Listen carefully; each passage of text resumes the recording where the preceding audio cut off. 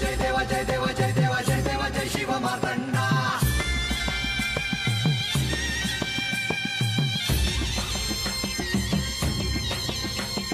जय देवा जय देवा जय देवा जय देवा जय देवा जय शिव मार्तंडा.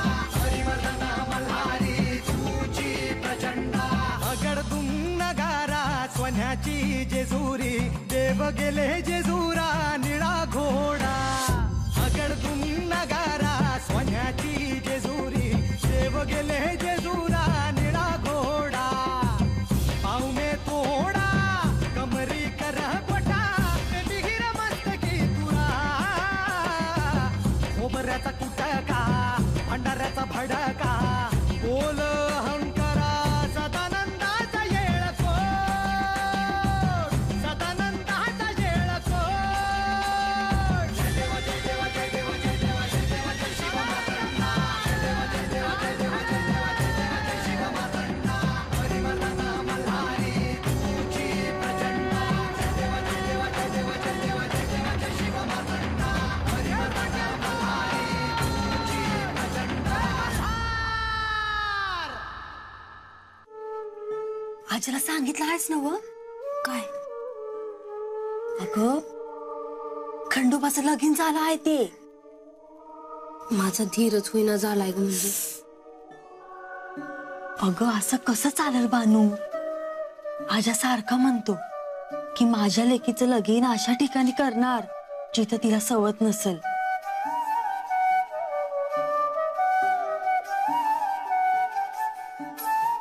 तुझं आणि खंडोबाचं लगीन होणार म्हणलीस ना व? खंडोबाचं लगीन झालं हाय हे आजाला नाही सांगितलं आणि त्याला ते कळलं तर काय करणार आहेस? वय ग पर तुला ठाव नाही वय आजाचा राग?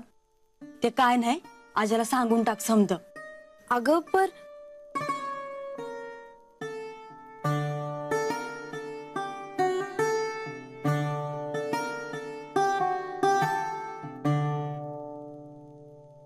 चल राजा येते म्या.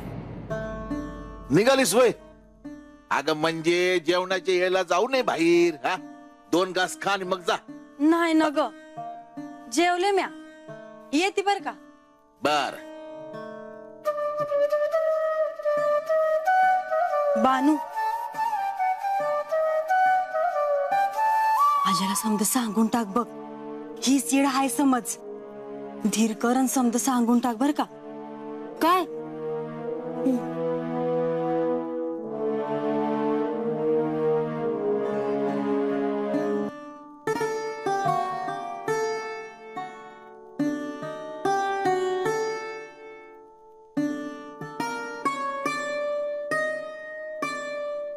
हे बन काय काम आहे का?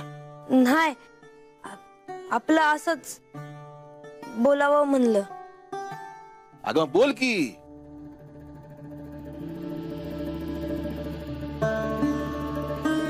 बा आपलं जेजुरीला जायचं नक्की झालंय ना व? अगं होय. खंडोबाचा राज्याभिषेक पुढे गेला असताना तरी आपण जायचं म्हणजे जायचं. हा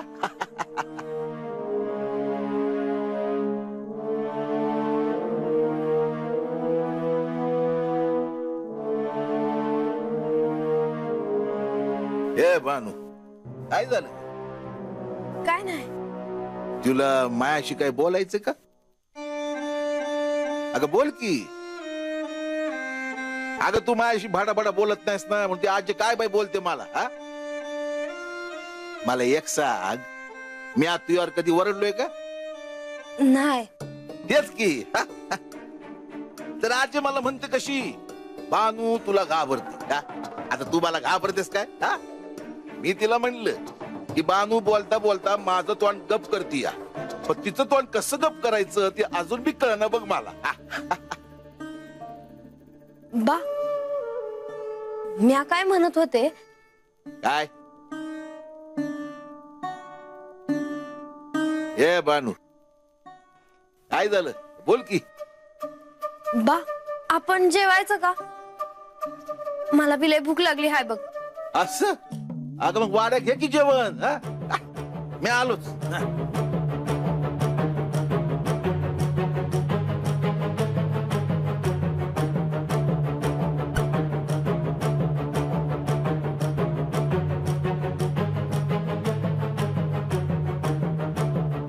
तुमचं लगीन झालं हाय हे बाला कसं सांगू हेच कळना झालंय. आता आजचा दिवस गेला आणि तरी बी बाला हे सांगितलं नाही तर. जर तुला हे अजामेळला सांगता येणार नसेल तर तुझा गुरु या नात्याने मला ते अजामेळला सांगावंच लागेल. तू जर आज हे अजामेळला सांगितलं नाहीस तर उद्या ते सांगायला मी येईन हे ध्यानात असू दे. बानूला भेटण्यासाठी श्री खंडेराय पौष पौर्णिमेला इथे आले होते. त्याच दिवशी पालीला त्यांचा विवाह होत होता. म्हणजे श्री खंडेरायांचा विवाह झाला आहे. आणि माझा बाला हे सांगायचा धीर का होईना. काय करावं आता देवा. देवा, आपण सारीपाट खेळलात कित्येक काळानंतर. मला कल्पना आहे आपल्याला ते सोपं गेलं नाही. प्रधानजी, म्हाळसेला माझ्यापासून वेगळं करण्याची ती एक सुरुवात होती. तसेही गडावर एकटीला तिला कंटाळा येत होता. तिचे मन रमत नव्हते हेही कारण होतेच. देवा, आपण केवळ निमित्त झालात हा खेळ खेळण्यासाठी. हो, पण प्रधानजी, मी काहीच केले नाही तर नियती आपला डाव खेळते आहे. म्हाळसेने स्वतःच नियतीला निमंत्रण दिले होते. जयाद्री माझी अर्धभार्या होईल असे वचन देऊ नको म्हणून मी पार्वतीकडे आग्रह धरला होता. पण पार्वतीने आपले शब्द मागे घेतले नाहीत. जयाद्रीसाठी त्यांचं जे प्रेम होतं त्यातूनच त्यांनी हा निर्णय घेतला. आपण जाणताच देवा, त्यामागे तिचं ममत्व, करुणा आहेच. पण आपण काय पणाला लावत आहोत याची तिला कल्पना नव्हती. दिलेल्या वचनाप्रमाणे जयाद्री माझी अर्धभार्या होईल.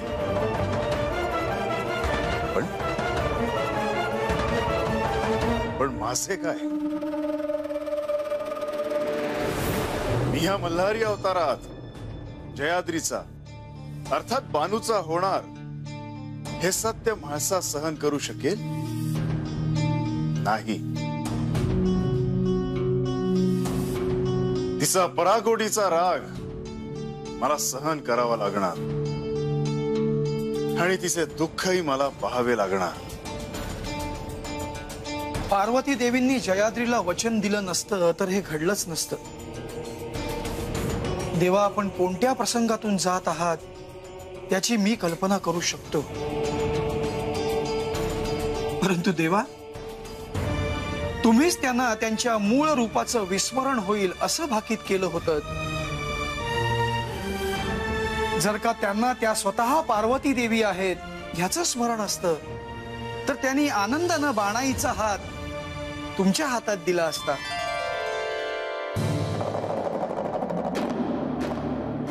मनुष्य जन्मासाठी ते आवश्यक होते. आणखीन एक कारण, माझी विभागणी करताना तिने मला विचारणे अत्यंत आवश्यक होते. आणि म्हणून मी तिला विस्मरणाचा नियम ठरवला. आता तिला आठवत नाही काय घडले, कसे घडले.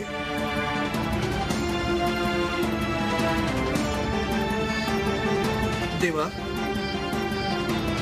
राज्याभिषेकाची तिथी जरी पुढे गेली असली तरी बाणाईला इथे येण्यापासून नियतीही थांबवू शकत नाही. तेव्हा आपण काय करायचं? मीही त्याचा अजून विचार केला नाही. पण जेव्हा बानू इथे म्हाळसे समोर येईल तेव्हा म्हाळसा तो राग सहन करेल इतपत काळजी मी निश्चितच घेईन. आणि ह्या कार्यात तुम्हालाही महत्वाची भूमिका वठवायची आहे. एका बाजूला प्रधानाची भूमिका आणि दुसऱ्या बाजूला म्हाळसा देवींचा बंधू. आता खरी परीक्षा आहे. प्रधानजी, बानू सुद्धा आता मोठ्या परीक्षेतून जात आहे. तेव्हा आता तिला तिच्या भक्तीचे फळ देण्याची वेळ जवळ आली आहे. म्हाळसा, मी तुला असे वचन दिले होते की या खेळात जर मी हरलो तर मी तुला अशी भेट देईन ज्यासाठी देव आणि दैत्य यांच्यामध्ये युद्ध झाले. म्हाळसा ही अमृताची कुपी आहे. या अमृताच्या स्पर्शाने कोणतीही मृत व्यक्ती अथवा मृत जीव पुन्हा सजीव होऊ शकतो. येऊ का? या. कसं वाटतंय सारीपाट जिंकल्यानंतर? कसलं जिंकणं आणि कसलं हरणं. माझ्यासोबत हे होते, तुम्ही होतात. तुम्हा सगळ्यांसोबत माझा वेळ इतका छान गेला. म्हणजे खंडेरायांनी अगदी अचूक भेट दिली म्हणायची. हो, पण सारीपाट खेळताना मला असं वाटत होतं की हा खेळ मी याआधी कधी खेळले आहे की काय. तुम्ही या आधीही हा खेळ खेळला आहात असं तुम्हाला वाटलं का? हो. असं असतं. पूर्वजन्मीच्या काही गोष्टी इतक्या परिचयाच्या असतात ना की पुढील जन्मी सुद्धा त्या अंश रूपाने आठवतात. मग मी कोण असेल ना पूर्वजन्मात? मी कोणीही असेल, पण हे नक्की मी शिवभक्तच असणार. असंच असणार. परंतु म्हाळसा, तुमच्याकडे जी अमृताची कुपी आहे तिला सुरक्षित ठेवा. कारण ही एक अत्यंत दुर्लभ अशी वस्तू आहे. चुकूनही दुसऱ्या कुणाच्या हाती ती लागता कामा नये. पण इथे गडावर राजवाड्यात कोण येईल अमृत घ्यायला? तुमच्या विवाह कार्यात कुंभकाचा भाऊ लतिकाच्या रूपात आला होता. तो तुमच्या जवळ होता, परंतु तुम्हाला जाणवलं देखील नाही. म्हणून मी हे सांगते आहे. हो, याबद्दल मला यांनी सांगितले होते. पण खरंच लतिकाच्या रूपात दैत्य आला होता? हो. अशा दैत्यांकडे मायावी शक्ती असतात, ज्यांचा वापर ते स्वतःच्या स्वार्थासाठी करतात. जेजुरी गडावर अमृत आहे हे सर्वत्र कळायला फार वेळ लागणार नाही. वातावरणातही अशा अशुभ शक्ती असतात जे काय घडत आहे ते पाहू शकतात. असं असेल तर यांनी मला ही अमृताची कुपी का दिली? कारण तुम्ही सिंहासनावर बसता, प्रजेचे प्रश्न सोडवता. जर असा काही प्रसंग आला की ज्यात कुणाला जिवंत करायचं असेल तर तुम्ही ह्या अमृताचा वापर करू शकाल. आणि यांनी सारीपाट कुठून आणला?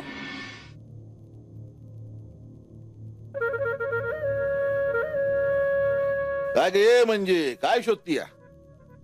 नाही, काय नाही. बानू हाय का घरला? अगं ती गेलीये बाहेर. कुठं? अगं वस्तीवर जाते असं म्हणली. का ग? नाही, तसं काय नाही. आजा, मला जरा बोलायचं होतं तुझ्या संग. हा? माझ्या संग? वय, बानू घरला आहे का नाही ते बघत होते. ती आता घरला नाही तर सांगूनच टाकते तुला. काय? आता कसं सांगू तुला? हे म्हणजे तुला जे काय सांगायचं आहे ते बऱ्या बोलायला सांग मला. अरे, मला बानूचं वागणं काय नीट दिसत नाही बघ. ती मला असं विचारत होती की तुला रानात कोणती अशी जागा ठाव आहे का जिथं कुणी बी येत जात नसल.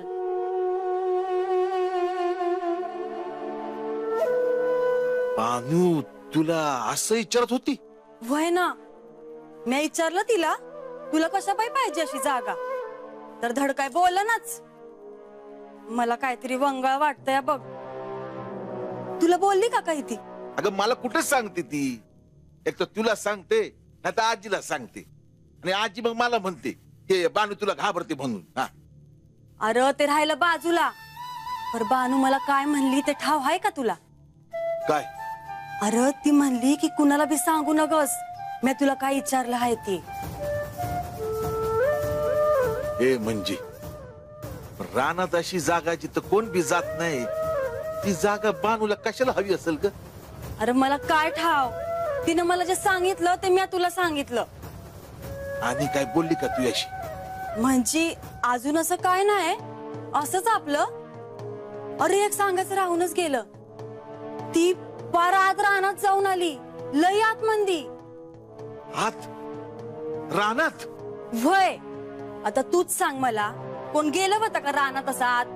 नाही नाही, पण ही आतमध्ये रानात कशाला गेली असेल ग?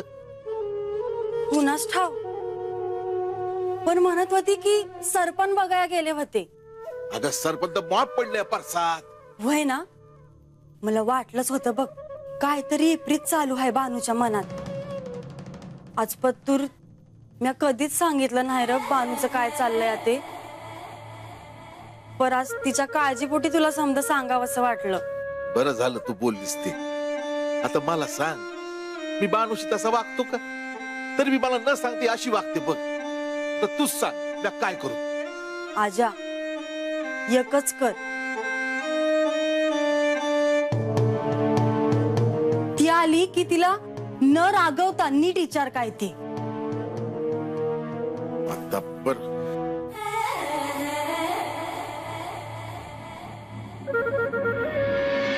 अहो ते जर अमृताची कुपी आणू शकतात तर सारीपाट देखील आणू शकतात. देवी,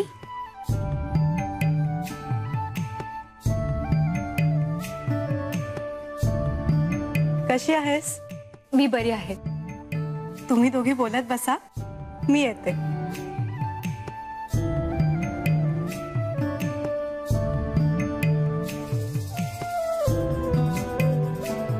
कुठे होतीस तू? इथे आहेस गडावर. मी आधी तुला किती शोधलं पण तू काही सापडेच ना मला. अगं यांनी सांगितलं अंतःपुरात ये, तर मी अचानक तिकडे गेले.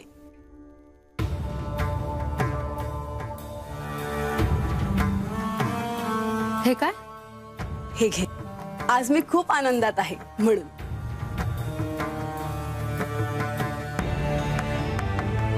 असू दे. सुंदर आहे अंगठी. बाबांनी सोबत इतके दागिने पाठवले होते, त्यातलीच एक आहे. बरं ते असू दे. सारीपाठ पाहायला तू आलीस ते एक बरं झालं. त्या निमित्ताने तुला सारीपाठाचा खेळ कसा खेळतात हे कळलं.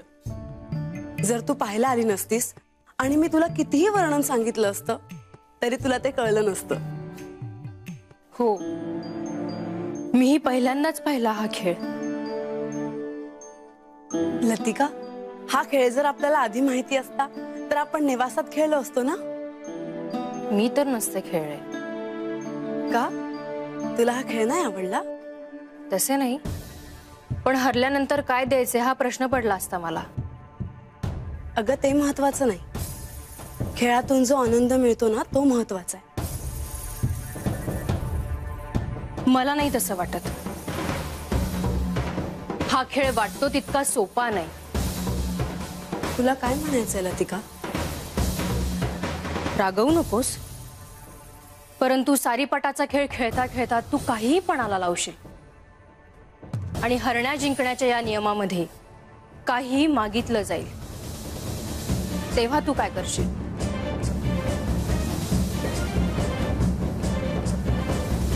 पण असं हे माझ्याकडून मागतील तरी काय?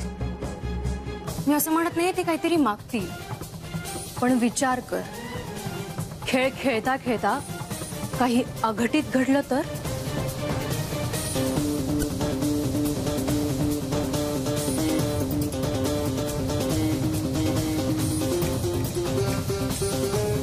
नाही, मला असं नाही वाटत.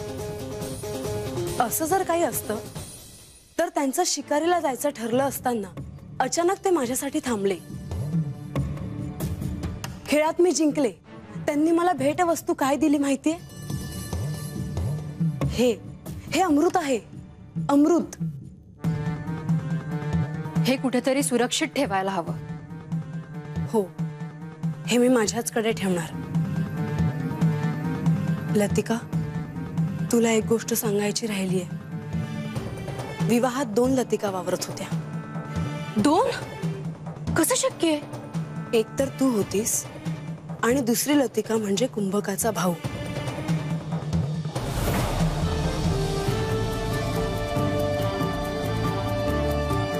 एक दैत्य. हे विचित्र आहे काहीतरी.